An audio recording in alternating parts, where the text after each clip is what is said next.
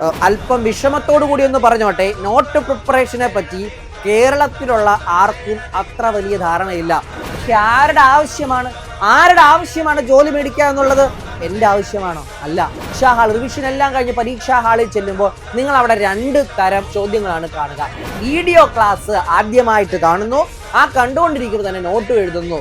ഒരിക്കലും തീരൂല. ഹായ് മക്കളെ, എല്ലാവർക്കും സൂപ്പർ നോട്ട്സിന്റെ മറ്റൊരു സെഷനിലേക്ക് സ്വാഗതം. അപ്പോ ഇന്ന് ഞാൻ വന്നിരിക്കുന്നത് നിങ്ങളോട് ഈ വരുന്ന പരീക്ഷയ്ക്ക് തയ്യാറെടുക്കുന്നതിന് മുമ്പായി, പഠനം ഊർജ്ജസ്വലമായി ആരംഭിക്കുന്നതിന് മുമ്പായി നിങ്ങൾ അറിഞ്ഞിരിക്കേണ്ട 1-2 പച്ച പച്ച പച്ച പരമാർത്ഥം പറയാൻ വേണ്ടിയിട്ടാണ്. യെസ്, പഠനത്തിന് മുൻപേ നിങ്ങൾ അറിയേണ്ടത്. അതിനു മുന്നേ എനിക്ക് നിങ്ങളോടൊരു ചോദ്യം ചോദിക്കാനുണ്ട്. നിങ്ങൾ എല്ലാവരും ഇതിനോടകം തന്നെ ഏതെങ്കിലും ഒരു ഓഫ്ലൈൻ സ്ഥാപനത്തിൽ നിന്നോ അല്ലെങ്കിൽ ഓൺലൈൻ ആയിട്ട് ഏതെങ്കിലും പ്ലാറ്റ്ഫോമുകളിൽ നിന്നോ അല്ലെങ്കിൽ യൂട്യൂബുകളിൽ നിന്നൊക്കെ പഠിക്കുന്നവരായിരിക്കും. എനിക്ക് നിങ്ങളോട് ചോദിക്കാനുള്ള ചോദ്യം, നിങ്ങൾ ആ പറയുന്ന സ്ഥാപനത്തെയോ ആ പറയുന്ന ലേണിംഗ് ആപ്പിനെയോ അല്ലെങ്കിൽ ഈ പറയുന്ന യൂട്യൂബ് ക്ലാസ്സിനെയോ മാത്രം കൺസിസ്റ്റന്റ് ആയി ഫോക്കസ് ചെയ്യുന്നവരാണോ എന്ന് ഞാൻ ചോദിച്ചാൽ നിങ്ങൾ എല്ലാവരും പറയും അല്ല എന്ന്. കാരണം ഇവിടെ പലപ്പോഴും നമ്മൾ ഒരു സ്ഥാപനത്തിൽ പഠിച്ചുകൊണ്ടിരിക്കുന്ന മറ്റ് സ്ഥാപനങ്ങളിൽ എന്താണ് പഠിപ്പിക്കുന്നത്, അവിടെ പഠിപ്പിക്കുന്ന നോട്ടുകൾ കിട്ടുമോ, അല്ലെങ്കിൽ അവിടെ പഠിപ്പിക്കുന്ന മെറ്റീരിയൽ എങ്ങനെയൊക്കെയാണ് ഇവിടെ പഠിപ്പിക്കുന്ന പോലെ തന്നെയാണോ, ഇങ്ങനെയൊക്കെ ചെയ്യുന്ന ഒരു പ്രവണത നമുക്കുണ്ട്. അതുകൂടാതെ യൂട്യൂബിൽ നമ്മൾ പോകുന്നു, ആ ക്ലാസ്സുകൾ അവിടെ ഇനിയും എളുപ്പത്തിൽ കിട്ടുമെന്ന് എന്റെ കൂട്ടുകാരൻ പറഞ്ഞു എന്നൊക്കെ പറഞ്ഞ് നമ്മൾ എന്ത് ചെയ്യും, നമ്മളെ കിടന്ന് അലയാൻ വേണ്ടി തുടങ്ങും. ഓക്കെ, ഇവിടെയാണ് നമ്മളുടെ ആദ്യത്തെ കാലിടറുന്നത്. കാരണം ആദ്യ ചുവടുകൾ ഇടറുന്നത് ഇവിടെയാണ്. നമ്മൾ എന്താ ചെയ്യുന്നത്, ഒരു സോളിഡ് സോഴ്സിനെ ഡിപ്പെൻഡ് ചെയ്ത് മുമ്പോട്ട് കൊണ്ടുപോകേണ്ട പഠനത്തെ നമ്മൾ എന്ത് ചെയ്യുന്നു, പല മൾട്ടി പർപ്പസ് സോഴ്സുകളിലേക്ക് നമ്മൾ വ്യതിചലിപ്പിച്ച് വിടുന്നു. ഇത് ഒരു പരാജയത്തിലേക്കുള്ള മുന്നറിയിപ്പാണ്. കാരണം ഞാൻ ഒരു ചെറിയ ഉദാഹരണം പറയാം. നിങ്ങൾ ഒരു കഥ കേൾക്കാൻ വേണ്ടി പോവുകയാണ്, പോകുന്നു. ആ കഥ ഇങ്ങനെയാണ് സംഭവിക്കുന്നത് എന്ന് വിചാരിക്കുക. ഓക്കെ, അതായത് ആ കഥ പല ആളുകൾ നിങ്ങളോട് പല ദിവസങ്ങളിലായി പറഞ്ഞു തരുന്നു. പല ആളുകൾ പല ദിവസങ്ങളിലായി പറഞ്ഞു തന്നാൽ ഈ കഥ നിങ്ങൾക്ക് ആസ്വദിക്കാൻ കഴിയുമോ? സത്യസന്ധമായി പറഞ്ഞാൽ ഇല്ല എന്നതായിരിക്കും നമ്മുടെ എല്ലാവരുടെയും ഉത്തരം. തീർച്ചയായിട്ടും ഇല്ല എന്ന് തന്നെയായിരിക്കും. അതിന് കാരണം എന്താണ്? കാരണം ആ കഥ ഒരാൾ തന്നെ തുടക്കം മുതൽ ഒടുക്കം വരെ ആ ഫീലോട് കൂടി പറഞ്ഞിരുന്നെങ്കിൽ ഓക്കെ. അത് മറ്റൊരാളിലേക്ക് വരുമ്പോൾ എന്താണ് അവിടെ സംഭവിക്കുന്നത്? ആ കഥയുടെ എക്സ്പ്ലനേഷൻ രീതികൾ അല്ലെങ്കിൽ ആ കഥ നമ്മളിലേക്ക് പറഞ്ഞു തരുന്ന രീതി അവിടെ മാറുന്നു. കാരണം ആ കഥാ തന്തു സെയിം ആണെങ്കിൽ പോലും അതിന്റെ അവതരണ ശൈലികൾ മാറുന്നു. അതെന്ത് കൊണ്ടുവരുന്നു? നമ്മൾ അത് തുടക്കത്തിൽ ആ കേട്ട് വന്നിരിക്കുന്ന ആ താളം ലയം അതിനെ മാറ്റുന്നു. ഈ ഒരു കാരണം, ഇതേ ഒരു സാധനം പഠനത്തിലുമുണ്ട്. ഇതേ ഒരു കാര്യം നമ്മളുടെ പഠനത്തിലും ഉണ്ട്. അതായത് പണ്ട് പറയുന്ന ഒരു പഴഞ്ചൊല്ലുണ്ട്, പലര് ചേർന്നാൽ പാമ്പ് ചാവില്ല എന്നുള്ളത്. നമ്മുടെ പഠനത്തിലേക്ക് നമ്മൾ വരുമ്പോൾ നമ്മൾ മൾട്ടി സോഴ്സുകളെ ഒരേ സമയം, ഞാൻ പറയുന്നത് കൃത്യമായി ശ്രദ്ധിക്കുക, മൾട്ടി സോഴ്സുകളെ ഒരേ സമയം ഡിപ്പെൻഡ് ചെയ്യുമ്പോൾ കൺഫ്യൂഷനിൽ അത് ചെന്ന് അവസാനിക്കുള്ളൂ. നമ്മൾ വിചാരിക്കും, ആ സോഴ്സിൽ നിന്ന് ഇത്രയും പോയിന്റ്, ഈ സോഴ്സിൽ നിന്ന് അത്രയും പോയിന്റ്, മറ്റേ സോഴ്സിൽ ഇത്രയും പോയിന്റ്, ഇതെല്ലാം കൂടെ ചേർത്ത് ഒരുപാട് പോയിന്റുകളായി, യെസ് ഞാൻ ഇനി പഠിക്കും. എടാ, ഇങ്ങനെയല്ല ശരിക്കും. കാരണം ഈ നോർത്ത് ഇന്ത്യൻ അധ്യാപകര് പൊതുവെ ഈ കേരളത്തിലെയുള്ള വിദ്യാർത്ഥികളുടെ പഠനശൈലിയെ പറ്റി പറയുന്ന ഒരു കാര്യമുണ്ട്. ഈ കഴിഞ്ഞ ദിവസത്തിൽ കൂടി അതൊരു അധ്യാപകൻ പറയുകയുണ്ടായി. കാരണം കേരളത്തിലുള്ള ആളുകൾ എങ്ങനെയാന്ന് വെച്ച് കഴിഞ്ഞാൽ പഠിക്കുമെങ്കിൽ ഡീപ്പായിട്ട് പോകും. അതല്ല, എന്താണ് ഒരു സിലബസ് നിങ്ങളോട് ആവശ്യപ്പെടുന്നത്, അതിന്റെ അകത്ത് കൃത്യമായിട്ട് പറഞ്ഞിട്ടുണ്ടാകും. അത്രയും മാത്രം റിപ്പീറ്റഡ് ആയിട്ട് പഠിച്ചോർത്ത് വെക്കാൻ നിങ്ങൾക്ക് കഴിവുണ്ട് എങ്കിൽ നിങ്ങൾ ഏതൊരു പരീക്ഷയും ക്ലിയർ ചെയ്യും. എന്നാൽ നമ്മൾ എന്താ ചെയ്യുന്നത്, യെസ് ഇത് ഇനിയും ചുഴിഞ്ഞ് ചോദിച്ചാലോ എന്ന് വിചാരിച്ചിട്ട് ഇപ്പൊ മാർത്താണ്ഡവർമ്മയെ പറ്റി പഠിച്ചുകൊണ്ടിരിക്കുമ്പോൾ മാർത്താണ്ഡവർമ്മയുടെ അങ്ങേയറ്റം മുതൽ ഇങ്ങേയറ്റം വരെ എല്ലാം നമ്മൾ കവർ ചെയ്യും. എന്നാൽ ആ സിലബസിൽ ആവശ്യപ്പെടുന്ന കാര്യങ്ങളുണ്ട്, അല്ലെങ്കിൽ നമ്മൾ അവിടെ അറിഞ്ഞിരിക്കേണ്ട കാര്യങ്ങളുണ്ട്. ഇതൊക്കെ എവിടെ നിന്നാണ് കിട്ടുന്നതെന്നായിരിക്കും ഇപ്പോൾ ചിന്തിക്കുന്നത്. ഇതിനൊക്കെ വേണ്ടിയാണ് പ്രീവിയസ് ഇയർ ക്വസ്റ്റ്യനുകൾ നോക്കാൻ പറയുന്നത്. അപ്പൊ ഇതെല്ലാം തമ്മിൽ ഇന്റർ കണക്റ്റഡ് ആണ്. എന്തൊക്കെയാണ് ഇതിന്റെ അത് ചോദിച്ചിരിക്കുന്ന ചോദ്യങ്ങൾ, അപ്പൊ എവിടം വരെ പോകാം, എവിടെ നിന്ന് തുടങ്ങാം, എവിടം വരെ പോകാം എന്നുള്ള ധാരണ കിട്ടും. അപ്പൊ എപ്പോഴും മനസ്സിലാക്കുക, നിങ്ങളുടെ പഠനം തുടങ്ങുന്നതിന് മുമ്പ് നിങ്ങൾ ആദ്യം ചെയ്യേണ്ടത് ഒരു സോളിഡ് സോഴ്സ് സെലക്ട് ചെയ്യുക എന്നുള്ളതാണ്. അത് ഇന്നത് വേണമെന്ന് ഞാൻ പറയുന്നില്ല, സൂപ്പർ നോട്ട്സ് വേണമെന്ന് തന്നെ ഞാൻ പറഞ്ഞു കഴിഞ്ഞാൽ ഇതൊരു ആഡായിട്ട് മാറും. ഒരിക്കലും ഞാൻ പറയുന്നില്ല. നിങ്ങൾക്ക് സോളിഡ് ആയിട്ട്, യെസ് ഇത് കൊള്ളാം, ഇത് കൺസിസ്റ്റന്റ് ആയിട്ട് ഫോളോ ചെയ്ത് കഴിഞ്ഞാൽ എനിക്ക് റിസൾട്ട് കിട്ടും. അത് മാത്രമല്ല എന്റെ സമയം നഷ്ടപ്പെടുത്തുന്നില്ല, എനിക്ക് വ്യക്തമായിട്ട് എന്റെ ആവശ്യം നിറവേറ്റി തരുന്ന ഒരു ക്ലാസ് ആണിത്. അത് ഓൺലൈൻ ആയിക്കോട്ടെ, ഓഫ്ലൈൻ ആയിക്കോട്ടെ, എന്തായിക്കോട്ടെ, എനിക്ക് ഇത് വായിച്ചാൽ അല്ലെങ്കിൽ ഇത് കണ്ടാൽ, ഇത് കേട്ടാൽ എനിക്ക് ഞാൻ ഉദ്ദേശിക്കുന്ന കാര്യം ഫുൾഫിൽ ആകുമെന്ന് നിങ്ങൾക്ക് തോന്നുന്ന ഒരു സോളിഡ് സോഴ്സ് ആദ്യം സെലക്ട് ചെയ്ത് വെക്കുക. അത് എക്സ് ഓർ വൈ എന്ത് വേണമെങ്കിലും ആയിക്കൊള്ളട്ടെ, അത് നിങ്ങൾ സെലക്ട് ചെയ്ത് വെച്ചു. ഓക്കെ ആണല്ലോ. ഇനി കാല് ഇടരുത്, അതായത് വെള്ളം മാറി കളിക്കരുത്. ആ സോളിഡ് സോഴ്സ് നിങ്ങൾ സെലക്ട് ചെയ്ത് വെച്ചു. അപ്പൊ ഇവിടെ കൃത്യമായിട്ട് ഇപ്പൊ പല ആളുകളും ചെയ്യുന്ന ഒരു പരിപാടിയുണ്ട്. എന്താണ്? ഡെമോ കണ്ട് ഇഷ്ടപ്പെട്ടാൽ എടുത്താൽ മതി എന്ന് പറയുന്നു. ഈ ഡെമോ എന്ന് പറയുമ്പോൾ നിങ്ങൾ ഏതെങ്കിലും 1-2 ക്ലാസ്സുകളല്ല, നിങ്ങൾ എന്ത് ചെയ്യുക? നിങ്ങൾ ഒരാഴ്ചയോ അല്ലെങ്കിൽ 2 ആഴ്ചയോ നിങ്ങൾക്ക് തൃപ്തി വരുന്നത് വരെ നിങ്ങൾ അത് നോക്കുക. ഓക്കെ എന്ന് ഞാൻ പറയുമ്പോൾ പല സാഹചര്യങ്ങളും പല കൺസ്ട്രെയിന്റുകൾ ഉണ്ടാവും, അതിലേക്ക് ഞാൻ പോകുന്നില്ല. നിങ്ങൾക്ക് കൺവിൻസ്ഡ് ആകുന്ന പോയിന്റ് വരെ നിങ്ങൾ അത് നോക്കുക. ഓക്കെ, യെസ്, എനിക്ക് ഇത് ഫിക്സ് ചെയ്യാമെന്ന് നിങ്ങൾക്ക് തോന്നിക്കഴിഞ്ഞാൽ നിങ്ങൾക്ക് അത് ഫിക്സ് ചെയ്യാം. നിങ്ങളുടെ സാഹചര്യം, നിങ്ങളുടെ ജീവിത സാഹചര്യം, പഠന അന്തരീക്ഷം ഇതെല്ലാം കണക്കിലെടുത്തുകൊണ്ട് വേണം ആ ഒരു സോഴ്സിനെ സെലക്ട് ചെയ്യാൻ വേണ്ടിയിട്ട്. അത് സെലക്ട് ചെയ്തു. ഓക്കെ, ഇനി എന്താ ചെയ്യേണ്ടത്? ആ സോഴ്സിനെ കൺസിസ്റ്റന്റ് ആയിട്ട് ഫോളോ ചെയ്യുക എന്നുള്ളതാണ്. അവിടെയാണ് അടുത്തത്. സോഴ്സ് സെലക്ട് ചെയ്ത് കഴിഞ്ഞാൽ പിന്നെ എന്താണ് ചെയ്യേണ്ടത്? ഈ സോഴ്സിനെ ഡെയിലി അടിസ്ഥാനത്തിൽ കൃത്യമായിട്ട് എന്ത് ചെയ്യുക? ഡിപ്പെൻഡ് ചെയ്യുക. ഡെയിലി അടിസ്ഥാനത്തിൽ ഡിപ്പെൻഡ് ചെയ്യുക എന്ന് പറയുമ്പോൾ എല്ലാ ദിവസവും ഇനി അങ്ങോട്ട് നിങ്ങളുടെ ജീവിതത്തിന്റെ ഒരു ഭാഗമായിരിക്കണം ഈ സോഴ്സിനെ ഡിപ്പെൻഡ് ചെയ്തുകൊണ്ടുള്ള പഠനം എന്ന് പറയുന്നത്. എല്ലാ ദിവസവും നിങ്ങൾക്ക് ഭക്ഷണം കഴിക്കുന്നത് പോലെ, നമുക്ക് തൃപ്തി വരും വരെ നമ്മൾ ഭക്ഷണം കഴിക്കുന്നത് പോലെ നമ്മൾക്ക് തൃപ്തികരമായ രീതിയിൽ ആ സോഴ്സിനെ ഡിപ്പെൻഡ് ചെയ്ത് പഠിക്കാൻ കഴിയണം. ഇനി കൺസിസ്റ്റൻസി എന്ന് പറയുന്ന ഒരു കാര്യം, കാരണം ഈ കൺസിസ്റ്റൻസിയും ഡെയിലിയും രണ്ടും ഒന്നല്ലേ എന്ന് പലരും ചിന്തിക്കും. ഇപ്പൊ ഞാൻ ഒരു എക്സാമ്പിൾ പറഞ്ഞു തരാം.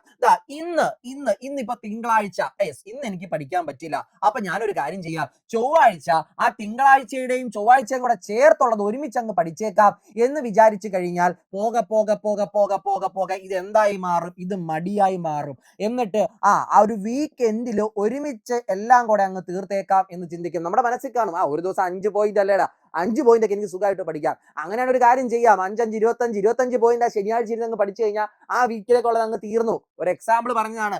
ഇങ്ങനെ ചിന്തിക്കുന്ന ഒരുപാട് ആളുകളുണ്ട്. അതല്ല അതിന്റെ രീതി. കൺസിസ്റ്റൻസി എന്ന് പറയുമ്പോൾ എല്ലാ ദിവസവും നമ്മൾ കാണുന്ന ആളെ നമ്മൾ മറക്കുവോ? ഇല്ല. അത് വ്യക്തിയായാലും എന്താ പറയാ, വസ്തുതകളായാലും നമ്മൾ ഒരിക്കലും അത് മറക്കില്ല. അതാണ് കൺസിസ്റ്റൻസിയുടെ ഒരു ഇമ്പോർട്ടൻസ്. ഇനി ഷോർട്ട് നോട്ട് പ്രിപ്പറേഷൻ. ഈ നോട്ട് പ്രിപ്പറേഷനെ പറ്റി ഞാൻ അല്പം വിഷമത്തോടു കൂടി ഒന്ന് പറഞ്ഞോട്ടെ. നോട്ട് പ്രിപ്പറേഷനെ പറ്റി കേരളത്തിലുള്ള ആർക്കും അത്ര വലിയ ധാരണയില്ല.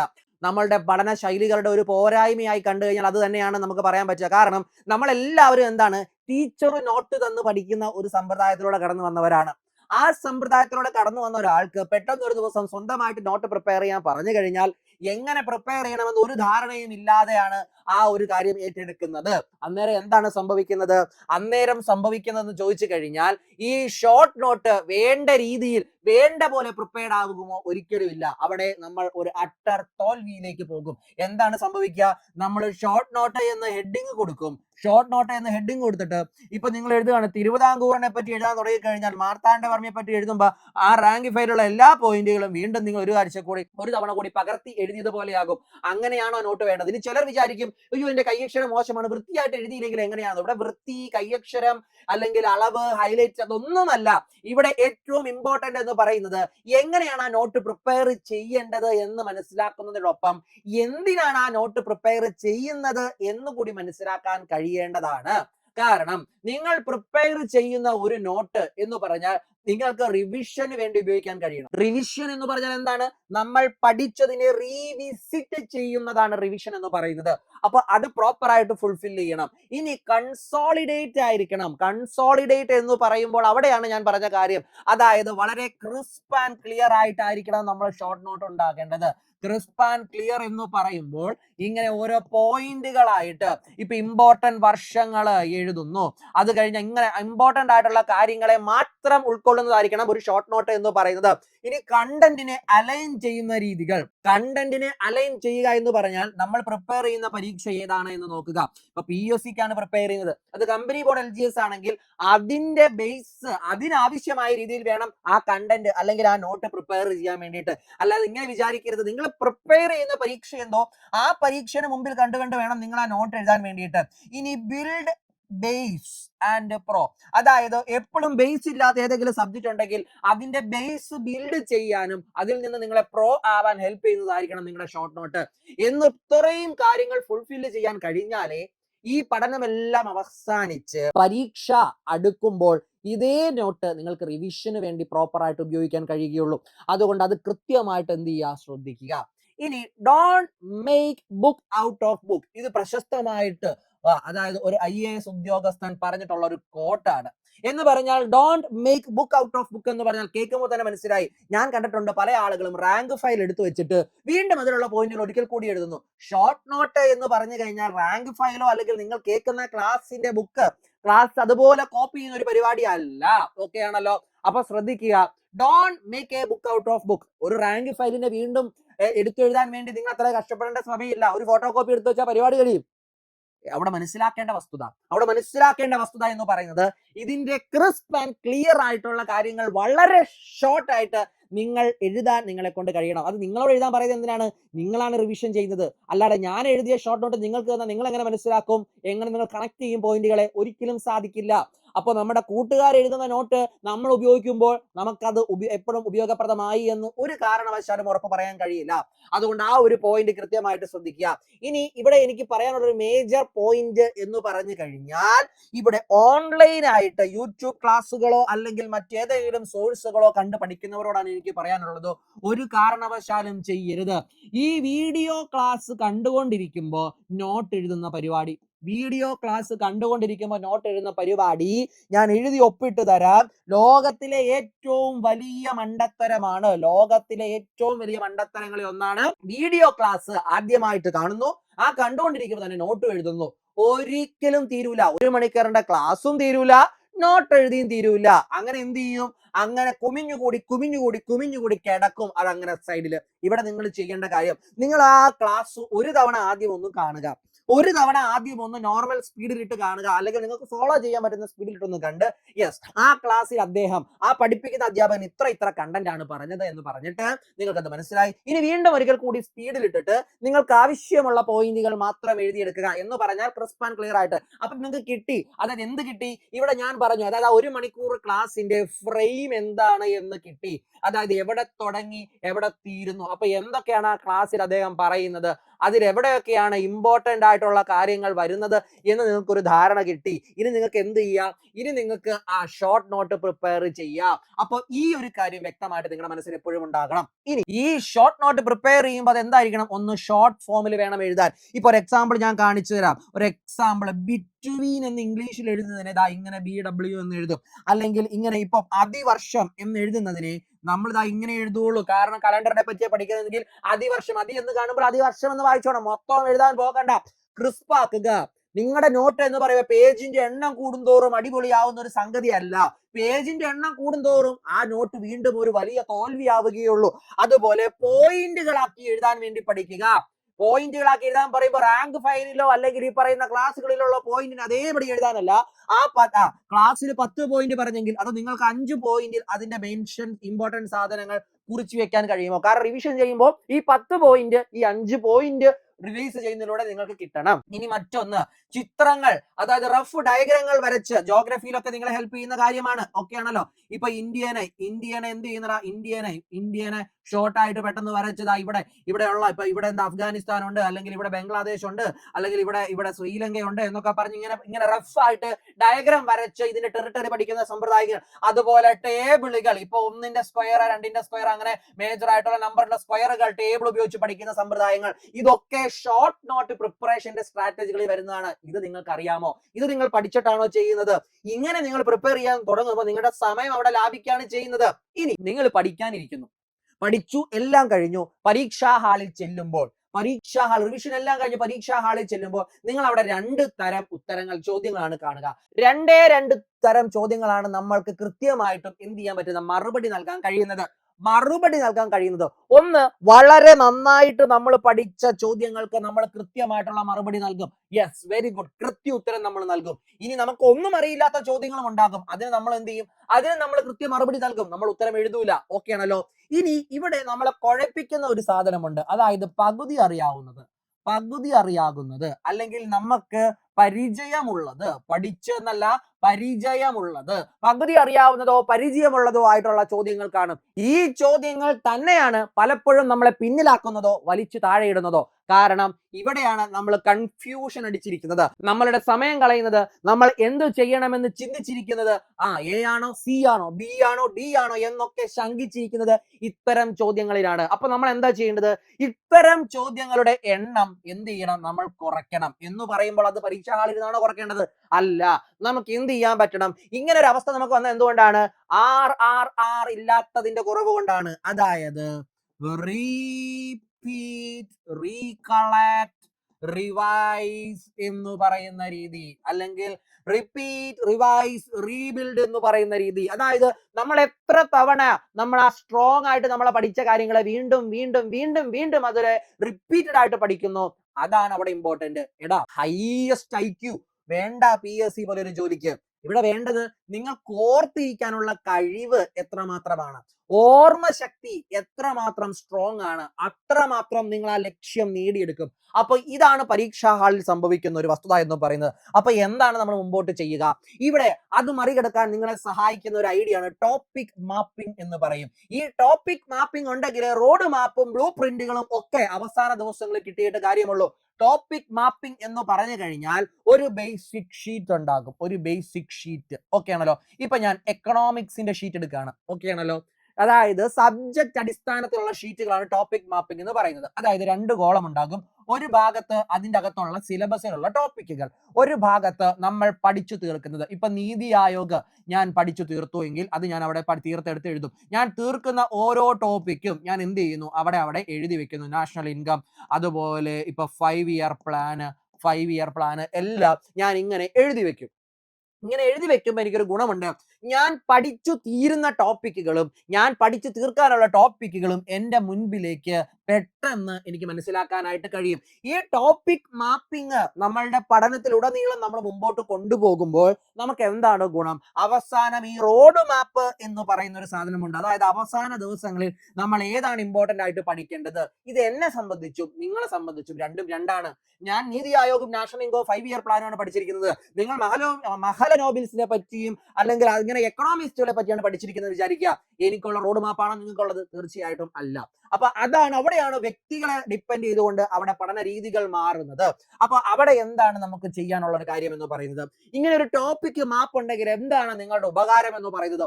ഒന്ന്, നിങ്ങൾക്ക് ആ ടോപ്പിക് മാപ്പിങ്ങിന്റെ എണ്ണം കൂടുന്തോറും, അല്ലെങ്കിൽ നിങ്ങൾ കവർ ചെയ്യുന്ന ടോപ്പിക്കുകളുടെ എണ്ണം കൂടുന്തോറും നിങ്ങളുടെ ഉള്ളിൽ സെൽഫ് കോൺഫിഡൻസ് വരും. യെസ്, ഞാൻ ഈ ടോപ്പിക്കിന്റെ ഇത്രയും ഭാഗം എന്റെ സിലബസിന്റെ 80% ഞാൻ പഠിച്ചു കഴിഞ്ഞു എന്ന് നിങ്ങൾക്ക് മനസ്സിലാക്കാം. 90% ഞാൻ കഴിഞ്ഞു എന്ന് മനസ്സിലാക്കാം. 100% എല്ലാവരെ കൊണ്ട് കഴിയുമെന്ന് ഞാൻ പറയുന്നില്ല. ഓക്കെ, കാരണം ഒരു ആവറേജ് കാരനെയാണ് ഞാൻ മുമ്പിൽ കാണുന്നത്. ഓക്കെ, അപ്പൊ ആ സെൽഫ് കോൺഫിഡൻസ്, അതായത് പഠിച്ച കാര്യങ്ങളുടെ ഉത്തരം എഴുതാൻ നമുക്കൊരു കോൺഫിഡൻസ് ഉണ്ടാകും. അത് കൃത്യമായിട്ട് നമ്മുടെ ഉള്ളിലേക്ക് വരും. ഇനി ഓരോ വീക്കിലും നമുക്ക് കൃത്യമായിട്ട് ബ്രേക്ക് എടുത്ത് നമുക്ക് പഠിക്കാനുള്ള ഒരു സാഹചര്യം കിട്ടും. ഇവിടെ എന്തിനാ സാറേ ബ്രേക്ക് എടുക്കുന്നത് ഞാൻ പറയാം.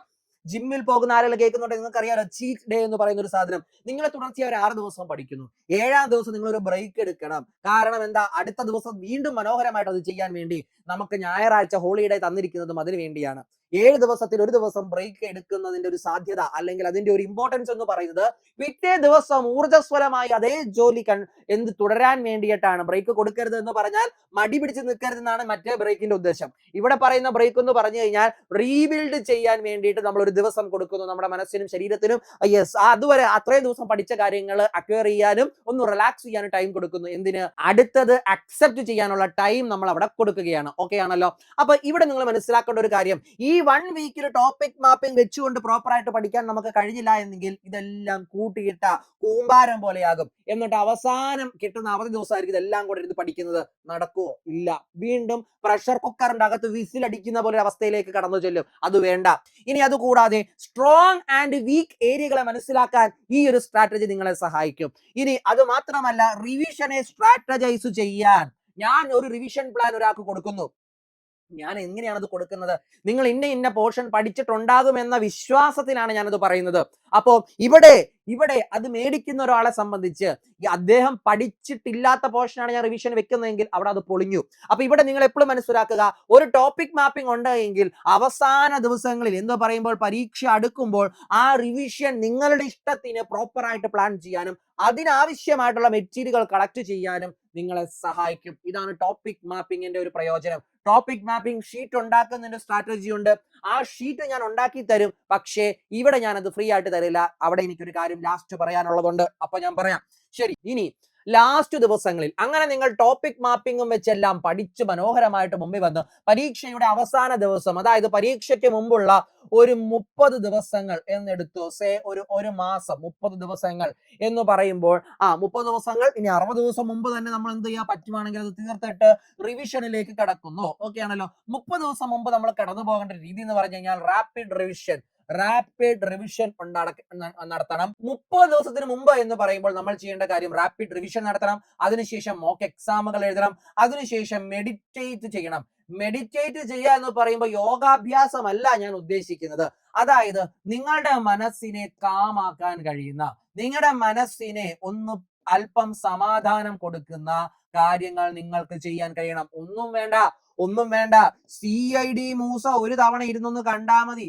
CID മൂസ ഒരു എക്സാമ്പിൾ പറഞ്ഞതാണ്. CID മൂസയോ പഞ്ചാബി ഹൗസോ നിങ്ങൾക്ക് ചിരി നൽകുന്ന എന്തെങ്കിലും ഒരു സിനിമ അല്പം ഇരുന്ന് കണ്ട് ഒന്ന് റിലാക്സ്ഡ് ആവുക. കാരണം ടൈറ്റ് ആകും തോറും ഇടുങ്ങിയ വഴികളിൽ കൂടെ നടക്കണം. വിശാലമായിട്ട് നടക്കുമ്പോൾ സമാധാനത്തോടെ നടക്കാൻ മേലെ. അതാണ് അവസാന ദിവസങ്ങളിൽ ചെയ്യേണ്ട ഒരു വസ്തുത എന്ന് പറയുന്നത്.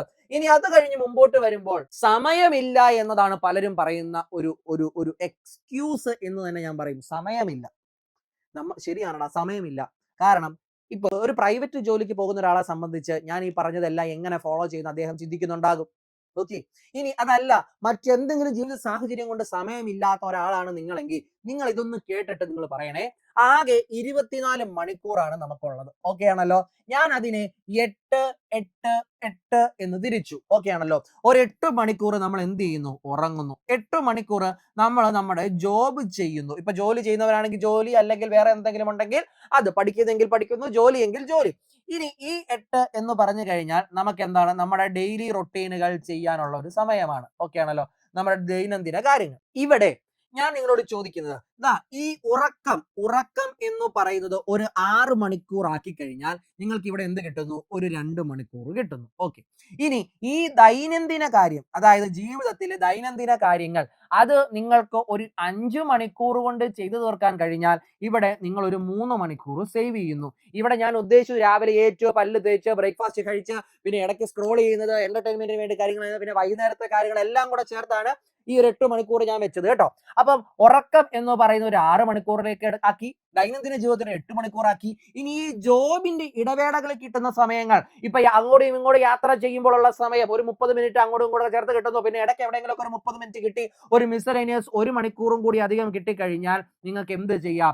ഒരു 6 മണിക്കൂർ പഠനത്തിന് വേണ്ടി നിങ്ങൾക്ക് കൊടുക്കാനായിട്ട് സാധിക്കും. 6 മണിക്കൂർ പഠനത്തിന് വേണ്ടി കൊടുക്കാൻ പറയുമ്പോൾ എല്ലാവരും ചിന്തിക്കുന്നു ഒറ്റ സ്ട്രെച്ചിൽ കൊടുക്കുക എന്നുള്ളതല്ല. ഉറങ്ങുന്നതിന് മുമ്പോ ഉറങ്ങുന്നതിന് ശേഷമോ, അതായത് രാവിലെ എണീക്കുമ്പോഴോ അല്ലെങ്കിൽ ഉറങ്ങുന്നതിന് മുമ്പോ ആയിട്ട് കൃത്യമായിട്ട് പഠിക്കാം. ഇനി ദൈനംദിന ജീവിതത്തിന് വേണ്ടി നിങ്ങൾക്ക് കൊടുത്തിരിക്കുന്ന ആ 5 മണിക്കൂർ, അതായത് ഞാൻ പറയുന്നത് വീട്ടമ്മമാരൊക്കെ ആണെന്നുണ്ടെങ്കിൽ നിങ്ങളുടെ കുഞ്ഞുങ്ങളെ അല്പസമയത്തേക്ക് ഒരു മണിക്കൂർ നേരത്തേക്ക് നോക്കാൻ ചിലപ്പോൾ ആരെങ്കിലും ഏൽപ്പിച്ചിട്ട് നിങ്ങൾ ആ 1 മണിക്കൂർ പഠിക്കാൻ വേണ്ടി കൊടുക്കുക. ബുദ്ധിമുട്ടുള്ള കാര്യമാണ് എന്ന് എനിക്കറിയാം. ഞാൻ പറയുന്ന റിയലിസ്റ്റിക് ആയിട്ടുള്ള കാര്യമല്ല എന്ന് എനിക്കറിയാം. പക്ഷെ നിങ്ങളൊന്ന് ചിന്തിച്ചേ, നിങ്ങൾ ആ ഒരു കർമ്മം ചെയ്യുന്നത് എന്തിനു വേണ്ടിയിട്ടാണ്?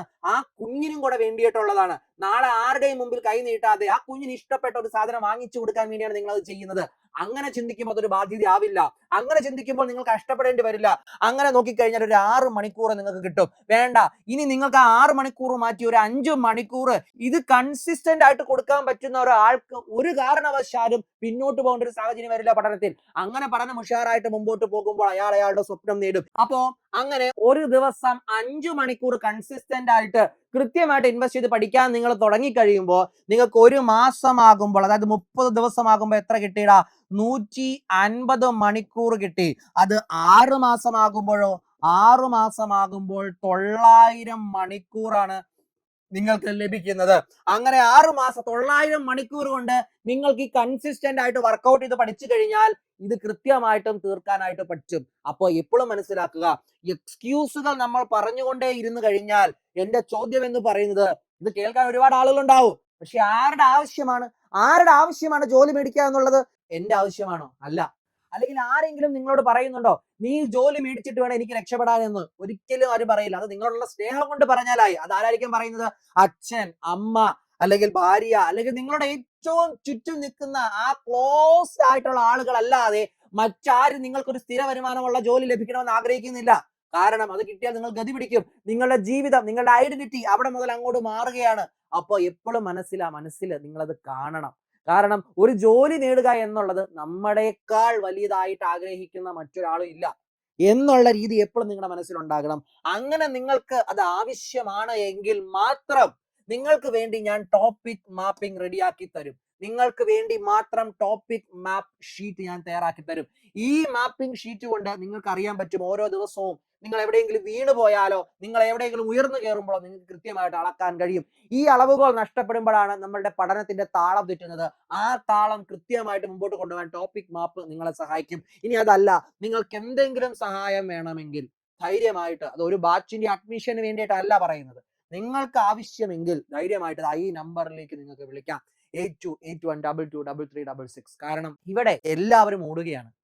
ആരെങ്കിലും പിന്നോട്ടായി കഴിഞ്ഞാൽ അത് അയാളെ പിടിച്ചെഴുന്നേൽപ്പിക്കാൻ വരുന്ന ആളുകളുടെ എണ്ണം വളരെ കുറവായിരിക്കും. അത് നിങ്ങൾ മനസ്സിലാക്കാൻ തയ്യാറായി കഴിഞ്ഞാൽ നിങ്ങൾക്കും മനോഹരമായിട്ട് വീഴാതെ മുൻപോട്ട് പോകാനുള്ള ശക്തി ലഭിക്കും. നിങ്ങളുടെ കൂടെ നിങ്ങൾക്ക് വിശ്വസിക്കാൻ കഴിയുന്ന വളരെ കുറച്ച് ആളുകളേ ഉള്ളൂ. അതിലൊരാളായി ഞങ്ങളെ നിങ്ങൾക്ക് സ്വീകരിക്കാം. നമുക്ക് വീണ്ടും കാണാം.